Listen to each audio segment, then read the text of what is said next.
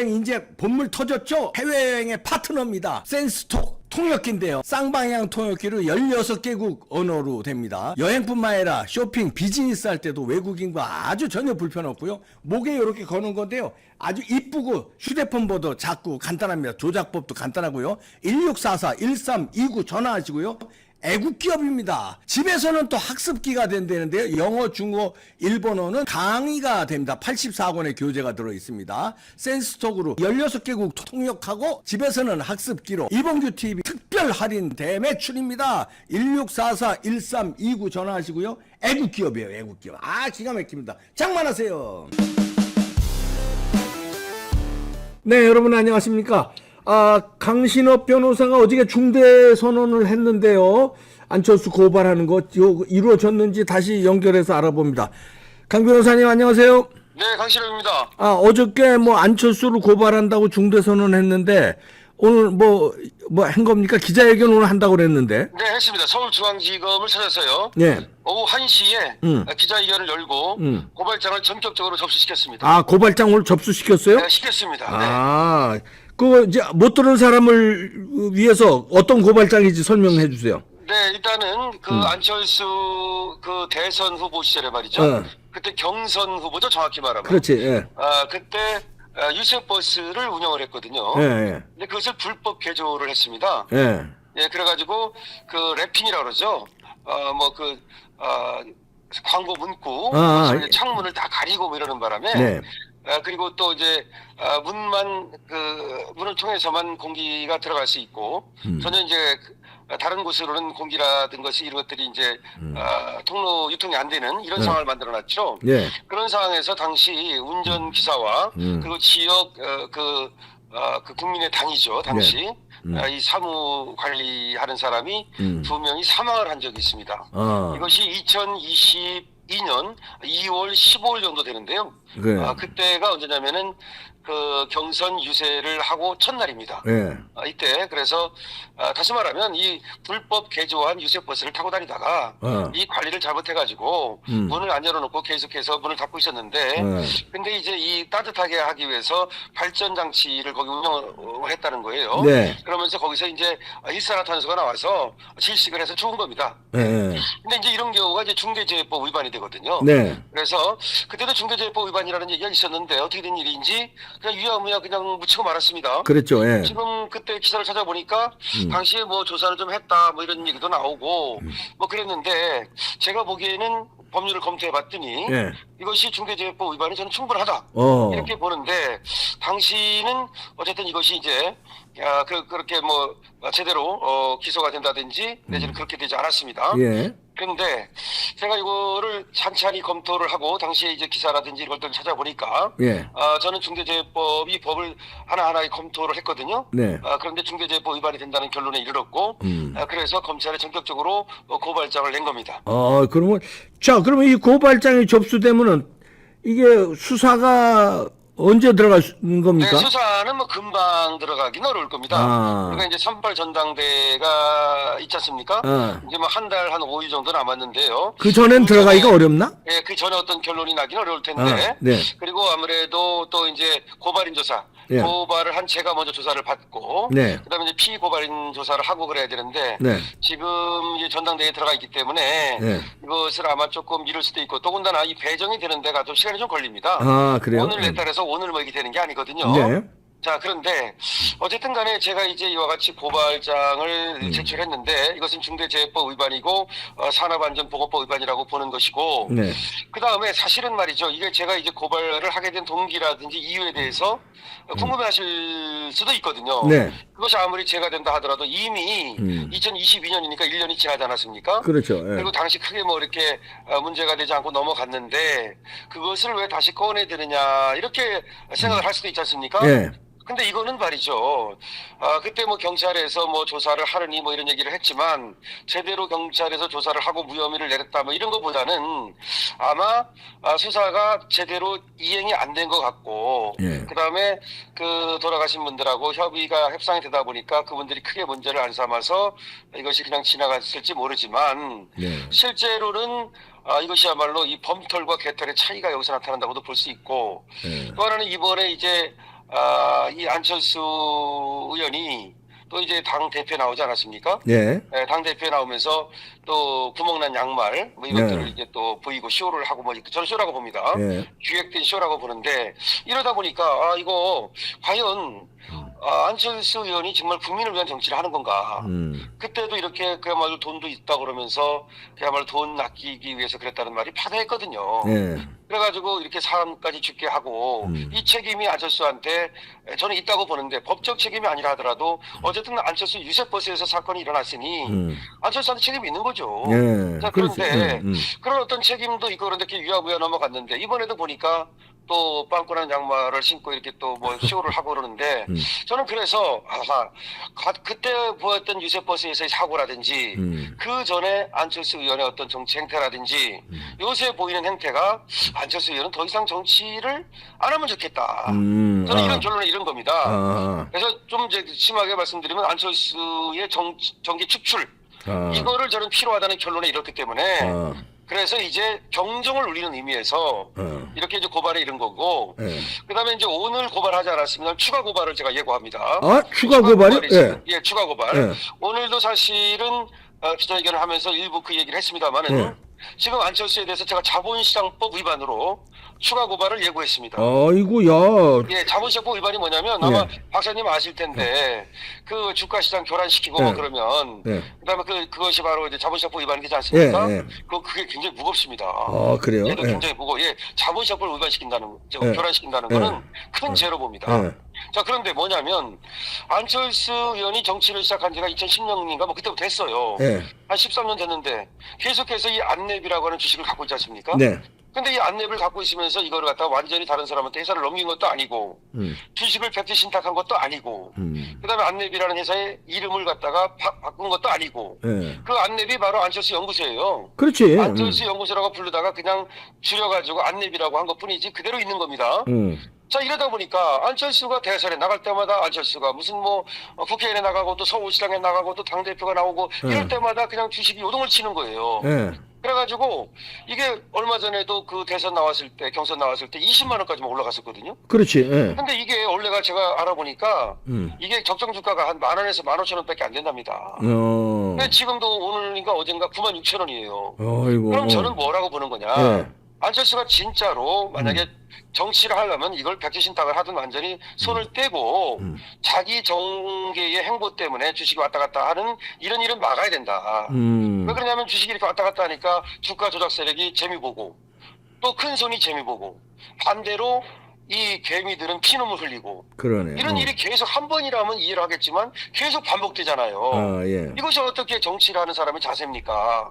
그래서 저는 안철수 씨가 경제를 하려면 하고 기업을 하려면 하고 주가 갖고 뭐 예를 돈을 벌려면 벌고 아니면은 정치를 하려면 하는 거지. 이런 식으로 10수년간 계속해서 이거는 옳지 못하다. 그래가지고 제가 페이스북을 통해서 안철수 씨한테 공개 질문을 했었습니다. 근데 아무런 대답도 없이 어제 바로 등록을 해버렸습니다. 저는 어떻게 보냐면은 제가 이렇게 공개 질문을 했고 또 뭐 제가 안 했다 하더라도 자기가 또 이제 당대표에 등록을 했지 않습니까? 그렇다면 적어도 이 자기 때문에 이 주식이 또 막 왔다 갔다 하면서 이 장난질하는 걸 막아야 되기 때문에 내가 이제 앞으로는 이 주식을 어떻게 하겠다든지 내지는 이런 어떤 제스처가 있을 줄 알았어요. 자, 그렇다면 결국 안철수는 결국은 이 정치라는 것을 왜 하는 것이냐 여기에 대해서 결국은 이 주가로 돈벌이 하는 거다는 그런 세간의 의심이 반드시 틀린 건 아니다라는 결론을 내린 겁니다. 저는. 예, 어떻습니까, 박사님? 그러네. 의심은 할 수 있잖아요. 그럼요. 근데 왜 이런 의심이 굳어졌냐면은 제가 이제 오늘 나온 뉴스를 보니까 이 윤핵관이라는 사람들이 한 얘기입니다. 그런데 이 얘기가 뭐냐면은 대통령께서 국무총리를 제안을 했었다는 거예요. 안철수한테. 안철수 씨한테. 그리고 또 좋은 장관직을 제안했었다는 겁니다. 했을 가능성이 많죠, 사실은. 그렇지. 근데 그걸 갖다 거절했다는 거예요. 왜? 저는 그 뉴스를 접하는 순간 이거 뭐지? 아니 인수위원장을 하고 그다음에 또 국회의원은 하고 또 당대표는 나온다 그러면서 아니 국무총리라든지 장관이 또 얼마나 윤 대통령을 도와서 총리나 장관은 백지 신탁을 하든지 그렇죠. 주식을 팔아야 되니까. 역시 박사님입니다. 저는 그래서 그런 어떤 보도라든지 제가 이렇게 쭉 안철수 행태를 볼 때 안철수는 이렇게 하면 안 된다. 이거는 정치하는 사람의 자세가 아니다. 제가 원래 박사님, 네. 제가 이번에 당대표에 나오고 정치하는 이유가 뭡니까? 제가 분명히 천명을 했습니다. 예. 기득권 적폐 세력의 척결. 그렇지. 예. 저는 기득권 적폐 세력의 척결과 종북 주사파의 척결을 위해서 당대표에 나서는 겁니다. 그런데 저는 안철수 같은 사람이 이런 게 기득권 적폐가 아니면 뭐가 적폐겠느냐. 도대체 돈 좀 몇 푼 있다고 그래가지고 그거 가지고 기업 보국할 생각을 안 하고 그런 식으로 따지면 이재용이가 그럼 그렇게 하면 되겠네요. 이재용이가 맨날 그럼 대통령 나온다 그러면 삼성전자가 뭐 100만 원 뗄 거 아닙니까? 이게 말이 됩니까? 제가 충분히 이해합니다. 한 번 정도는 한두 번 정도는 내가 그런 거 아닌데 그렇게 됐으니까 내 탓이 아니다 이해할 수 있어요. 근데 십몇 년째 이렇게 하고 있다니까요. 도대체 그럼 안철수는 무엇을 위해서? 그래서 제가 이제 그런 얘기를 했더니 많은 사람들이 댓글 같은 걸로 지금 많은 사람들이 다 맞다. 지야말로 안철수의 이제 본 어떤 모습이 드러나는 거다. 이제 안철수가 강신함한테 걸렸다. 물론 아직까지도 안철수 편드는 사람이 있지만 제가 조목조목 말씀을 드리잖아요. 안철수가 정말 다시 정치를 계속하려면 지금이라도 백지 신탁을 하든 아니면 기업을 완전히 넘길 수도 있잖아요. 그렇게 하든 이렇게 하고서 정치를 하는 게 맞지. 계속해서 정치를 한다면서 이 주식을 또 갖고 있으니까 백지 신탁도 안 하고 회사 이름도 안 바꾸고 누구한테 넘기지도 않고 이러니까 계속 가서 이거 갖고 장난치는 세력이 생기는 거 아닙니까? 저는 그래서 오늘도 무슨 얘기를 했냐면 이 지금 안랩 갖고 장난친 주가 장난 세력이 있는지를 조사해달라 금융당국에. 반복적으로 했다면 그게 장난 아닙니까? 그게 어떤 자본시장법 위반이라 이런 얘기네. 그렇죠. 자본시장 교란법입니다. 이거 이렇게 되면. 그다음에 만약에 안철수가 뭐 그랬다고는 저도 생각하지 않지만 안철수가 차명으로 장난을 쳤다면 이거는 뭐 완전히 난리 나는 거죠. 물론 안철수가 그랬을 거라고는 저도 뭐 믿지 않습니다. 그렇지만은 안철수 집중 안 했다 하더라도 안철수 측근이 야 안철수 이번 대통령 나갔는데 그럼 미리 사놓고 그럼 대통령 나가면 막 올라가잖아요. 그럼 또 팔아버리고 이런 식으로 했다면 이거야말로 몇 번 하면 그냥 땅 짓고 돈 많은 사람 한 100억 넣었다가 또 200억으로 튕기고 다시 200억 넣었다가 또 400억으로 튕기고 이게 가능한 겁니다. 그래서 이런 어떤 그 빌미를 준다는 것은 이거는 이제는 자기가 안 했다 하더라도 적어도 방조죄의 책임이 있다. 방조죄라는 거 있잖아요. 그렇죠. 자기가 그 고의로 해야만 그 책임입니까? 이제는 방조가 아니라 미필적 고의다. 다시 말해서 얼마든지 자기가 그걸 막을 수 있는데도 불구하고 뭔가 자신의 이익을 위해서 막는 거 아니냐. 또 어떤 사람들이 이렇게 생각합니다. 안철수가 뭐 1,500억을 기부했는데 설마 그러겠어? 저는 그렇게 보지 않습니다. 원래 이 적정 주가가 한 15,000원 정도 하는데 한 10만 원 한다면 대여섯 배 된 거 아닙니까? 예. 그러면 정치를 했기 때문에 그렇게 10만 원을 가고 20만 원을 가는 거예요. 그러면 반을 1,500억을 내놨다 하더라도 그래도 남는 장사인 거죠. 그러네. 그렇죠. 그렇게 생각을 해야죠. 우리 박사님은 주식에 대해서 좀 아시니까, 경제에 대해서 아시니까, 원래 10,000원짜리가, 그래서 자기 재산이 원래 같으면 정치 안 했으면 한 300억밖에 안 돼야 되는 건데, 이 정치를 함으로써 3,000억이 됐다. 근데 그 중에서 1,500억을 내놨다. 그럼 그게 손해입니까? 남은 거지? 남은 거다 이거지. 맞아. 그렇지. 저는 그렇게 봅니다. 그리고 이 1,500억을 내는 것도 이걸 완전히 내는 게 아니라 재단을 만들었는데 그 재단의 이사장이 자기 마누라예요. 그래서 마누라에다가 최근에 바꿨습니다. 최근에. 문제가 될 것 같으니까 바꿨는지 모르지만 그래서 저는 뭐 안철수가 물론 좋은 점도 있고 개인적으로 훌륭한 점도 있다는 건 인정합니다. 하지만 이제는 기득권 적폐 세력을 모두 척결해야 되는데 안철수 씨도 정치를 계속 하려면 지금이라도 제가 오늘 이제 그 자본시장법을 고발하지 않은 이유는 한번 기회를 주는 겁니다. 중대재해법은 오늘 고발을 했고 오늘 고발했고 추가 고발 오늘은 예고만 하는 거예요. 예고를 지금? 했습니다. 그러면서 당신이 그러면 백제신탁을 하든지 지금이라도 회사를 어떻게 하겠다는 얘기를 해라. 그렇게 한다면 내가 추가 고발을 하지 않겠다. 근데 만약 그렇게 안 한다면 당신의 고의가 있는 걸로 봐서 나는 추가 고발하겠다라고 예고한 겁니다. 그렇군요. 네. 이거 뭐 하여튼 또 행동하는 데는 또 우리 강태풍이 행동하니까 예고해놓고 행동을 하는군요. 그렇습니다. 왜냐하면 기회를 주고 그분이 또 좋은 점도 많으니까. 그렇지. 근데 우리 구독자 또 시청자 여러분께서도 제 말을 들으면 제 말이 논리가 있다고 생각할 겁니다. 물론 안철수를 일방적으로 주장하는 사람들이야 뭐 다르게 생각하겠지만 한번 합리적으로 생각해 보십시오. 우리 정치하는 사람들이 과거같이 과거는 어떤 사람이 이렇게 했는데 뭐 그래도 안철수는 그보다 좀 낫다 이렇게 생각하면 안 됩니다. 그렇죠. 이제는 바뀌어야죠. 예, 그래서 노블리스 오블리제를 실현해야죠. 그럼요. 알겠습니다. 오늘 여기까지 듣겠습니다. 강태풍 강신욱 변호사였습니다. 고맙습니다. 네. 어제 그 중대 발표를 해서 그 안철수 그 중대재해법 위반으로 아까 설명 들으신 대로 오늘 고발장 접수한다고 그랬는데 오늘 진짜 고발장을 접수했네요. 기자회견도 하고. 그리고 추가 고발을 예고한 게 자본시장 교란법. 이거 미필적 고의는 된다 이런 얘기네요.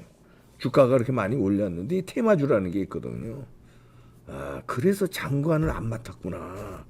장관 제의를 했었구나. 이야, 왜 안 받았을까는 혹시 장관들은 이해 충돌 때문에 주식을 백지 신탁하거나 팔든지 그래야 되거든요. 그러니까 계속 가지고 있으면서 주가만 올리는 건 요건 선거는 그럴 필요 없거든요. 국회의원이라든가 대통령 선거라든가 당대표 선거라든가. 이야, 그런 분석이네요. 강신업 분석 예리하네요. 네. 지금 요동치고 있는데요. 보수가 결집하는 그 현상이 이봉규 TV 설문조사에 나갔는데 그 한번 설문조사 한번 보시기 바랍니다. 김기현 쪽으로 더 올라가고 안철수는 조금 더 빠지고 이랬어요. 지금 안철수 파동, 그러니까 나경원 파동에 의해서 안철수로 확 그 표심이 옮겨갔다는 여론조사들이 막 쏟아지니까 보수가 결집한 거 아니냐 이런 해석이 가능한데요. 이봉규 TV 그 설문조사 뽕평도 했거든요. 참고하시기 바랍니다. 마치겠습니다.